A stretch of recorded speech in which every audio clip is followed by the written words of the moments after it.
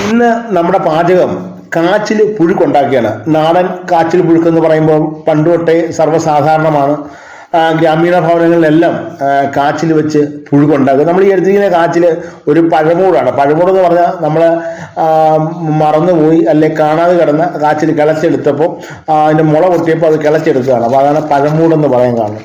അപ്പം നമ്മൾ ആ കാച്ചിൽ എല്ലാം ചെത്തി അതിൻ്റെ തൊലിയെല്ലാം കളഞ്ഞ് വൃത്തിയാക്കി ഒരു ഇടത്തരം കനത്തിന് അത് അരിഞ്ഞ് വെള്ളത്തിലേക്ക് ഇടാം. അപ്പം വെള്ളത്തിലേക്ക് ഇടുന്നത് എന്തിനാണെന്ന് ചോദിച്ചാൽ അതിനൊരു പശയുണ്ടല്ലോ, നമ്മൾ കറ എന്ന് പറയുന്നതിൽ ഒരു പശയുണ്ട്. അപ്പോൾ ആ വെള്ളത്തിൽ ആദ്യം കിടക്കുമ്പോൾ തന്നെ ആ പശ അതിൽ നിന്ന് പോകും.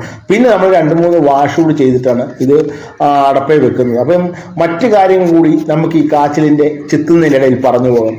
പലപ്പോഴും ഈ കാച്ചിൽ പുഴുക്ക് ഒരു കാലഘട്ടത്തിൽ അല്ലെ കാർഷിക മേഖലയുടെ വളർച്ചയുടെ കാലഘട്ടത്തിൽ മിക്ക ഭവനങ്ങളിലും വൈകിട്ടോ രാവിലെയോ ഒക്കെ ഇടയ്ക്ക് ഈ കാച്ചിലൊക്കെ പുഴുകും, നല്ല ജോലിയൊക്കെ കഴിഞ്ഞു വന്ന് ആഹാരം കഴിക്കുക. പിന്നീട് വിദേശത്തേക്കുള്ള ജോലി സാധ്യതകൾ വർദ്ധിക്കുകയും മനുഷ്യർ അങ്ങോട്ട് പോവുകയും അവിടെ നിന്ന് പണം ധാരാളമായി ഇങ്ങോട്ട് വരികയും ചെയ്തപ്പോഴത്തേക്കും ബേക്കറികൾ സജീവമായി.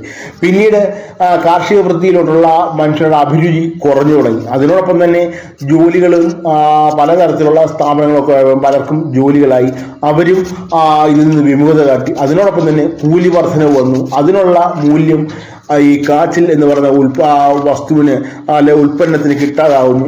ഇതൊക്കെ കൊണ്ട് മനുഷ്യൻ ഇതിൻ്റെ ഉപയോഗം കുറയ്ക്കുന്നു. അതിനോടൊപ്പം തന്നെ ഫാസ്റ്റ് ഫുഡുകളിലൊക്കെ ഉപയോഗം കൊണ്ടും ഷുഗറൊക്കെ വർദ്ധിച്ചു വരുന്നതുകൊണ്ടും ഈ പഞ്ചസാരയുടെ അളവുള്ള ഭക്ഷ്യങ്ങളെല്ലാം ഒഴിവാക്കണം എന്നൊക്കെയുള്ള രീതികൾ വന്നു. നമുക്കറിയാം ഒരു കാലഘട്ടത്തിൽ വെളിച്ചെണ്ണയെ ഇതുപോലെ നമ്മൾ പുറം തള്ളിയിരുന്നത് ഇപ്പോൾ വീണ്ടും തിരിച്ചു വന്നിരിക്കുന്നു. പലപ്പോഴും നമ്മുടെ മൂല്യമുള്ള വസ്തുക്കളെ നമ്മൾ എടുത്ത് കളഞ്ഞിട്ട് പിന്നീട് അത് തന്നെ നമ്മൾ എടുത്ത് കഴിക്കുന്ന രീതികളും വന്നിരിക്കുന്നത്. പലപ്പോഴും മാധ്യമ വാർത്തകളും നമ്മളെ സ്വാധീനിക്കാറുണ്ട്. അതുപോലെ പല പ്രമുഖരും പറയുന്ന അഭിപ്രായങ്ങൾ നമ്മളെ സ്വാധീനിക്കാറുണ്ട്. ഇതൊക്കെ തന്നെ ആയിരിക്കാം നമ്മൾ ഈ പഴയ കാർഷികത്തിൽ നിന്നും വിട്ടുപോയെന്നും നമുക്ക് അനുമാനിക്കാം.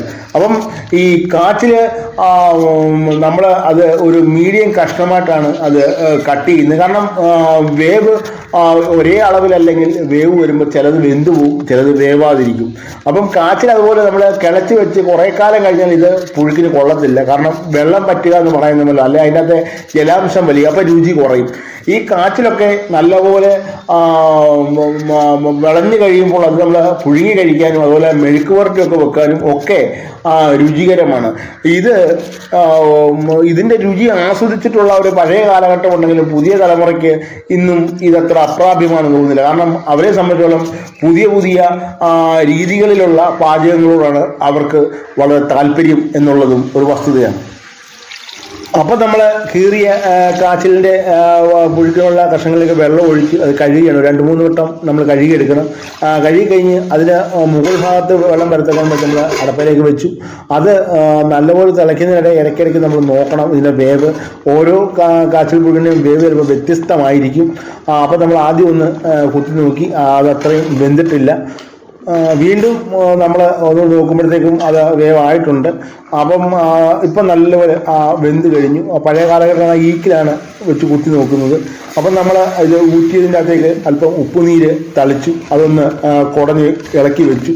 അപ്പം അത് അതിലേക്ക് രുചിയൊക്കെ പിടിക്കും. ഈ സമയത്ത് നമ്മളിത് പകുതി അടച്ചു വെച്ചിട്ട് ഇതിൻ്റെ ബാക്കി കൂട്ടുകളിലേക്ക് പറയും. നമ്മൾ ഉപ്പുനീരുണ്ടാക്കുക എന്ന് പറയും. അപ്പോൾ അത് പഴയ കാലങ്ങളിൽ ചുമന്നുള്ളി മക്കത്തുമുളകും ഒക്കെ വെച്ചിട്ടാണ് ഈ ഉപ്പുനീര് തയ്യാറാക്കുക. ചുവന്നുള്ളി മക്കത്തുമുളക് അത് ഉപ്പിൻ്റെ അകത്തേക്ക് ചതച്ച് നമ്മളിങ്ങനെ ചുട്ടിട്ട് ഇടിച്ച് ഉപ്പുനീരിലേക്ക് ഇടും, അല്പം വെളിച്ചെണ്ണ ഒഴിക്കും. എന്നിട്ട് നമ്മൾ ഈ ചതച്ച് ചുവന്നുള്ളിയൊക്കെ ഒന്ന് ഞെരടി വെക്കുമ്പോൾ അത് നല്ലൊരു റെസിപ്പിയായിട്ട് മാറുകയാണ്.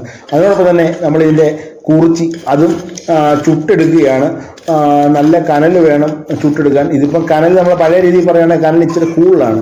ഇപ്പം കനൽ ഇച്ചിരി കുറഞ്ഞിരിക്കുവാണെങ്കിൽ അധികം കരിയത്തില്ല. ഇതിപ്പോൾ ഈ കനലിൽ കിടക്കുമ്പോൾ എങ്ങനെയാലും കുറച്ച് ഭാഗം കരിയാനുള്ള സാധ്യതയുണ്ട്.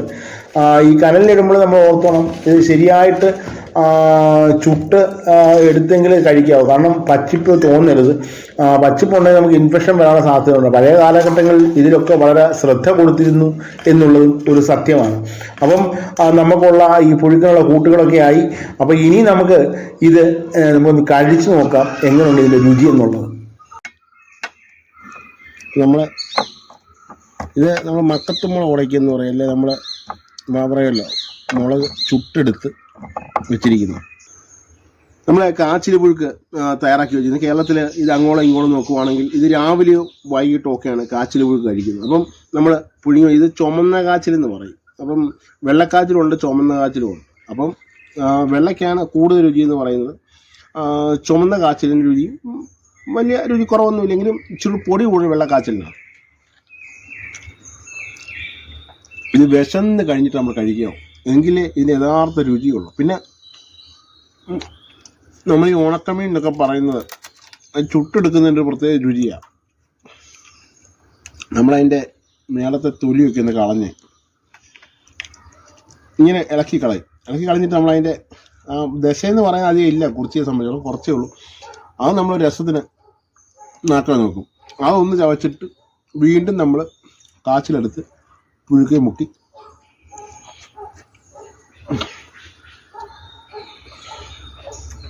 നല്ല രുചിയാണ്. വിശപ്പ് വേണം, എങ്കിലേ ആ തീറ്റിക്ക് ഒരു ആക്കം ഉണ്ടാകത്തുള്ളൂ. അപ്പോൾ നിങ്ങൾ നല്ല വിശപ്പുണ്ട്, പണിയൊക്കെ കഴിഞ്ഞ് കുഴപ്പി വന്ന സമയമാണ്.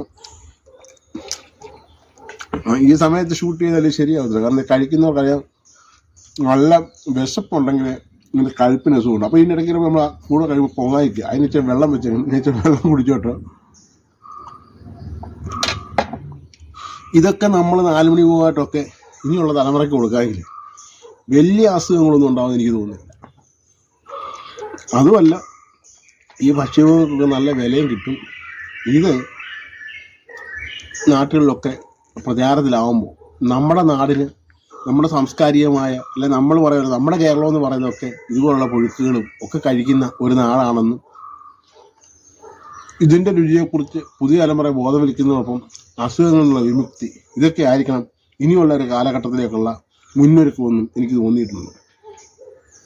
ഫാസ്റ്റ് ഫുഡുകളൊക്കെ ഒഴിവാക്കി നല്ലപോലെ ജോലിയൊക്കെ ചെയ്ത് ഇതൊക്കെ കഴിക്കാമെങ്കിൽ വലിയ അസുഖങ്ങളൊന്നും ഇല്ലാതിരിക്കുക. ഇതിൻ്റെ തൊലിയൊക്കെ നല്ലപോലെ കളഞ്ഞു വേണം കഴിക്കാൻ. അപ്പോൾ തീർച്ചയായിട്ടും ഇതുപോലെയുള്ള ഗ്രാമീണ വിഭവങ്ങൾ പുഴുങ്ങി കഴിക്കുന്ന വീഡിയോകളും ഭാവിയിലും പ്രതീക്ഷിക്കാം. അപ്പോൾ തീർച്ചയായിട്ടും ഞങ്ങളുടെ ചാനൽ കാണുക. അതിനോടൊപ്പം തന്നെ നാടൻ വിഭവങ്ങളെ പരിചയപ്പെടുത്തുന്നതിനെ പ്രോത്സാഹിപ്പിക്കുക. കർഷകർക്ക് അതൊരു ഗുണമായി തീരട്ടെ. അടുത്തൊരു വീഡിയോ ആയി വീണ്ടും കണ്ടുമുട്ടാം.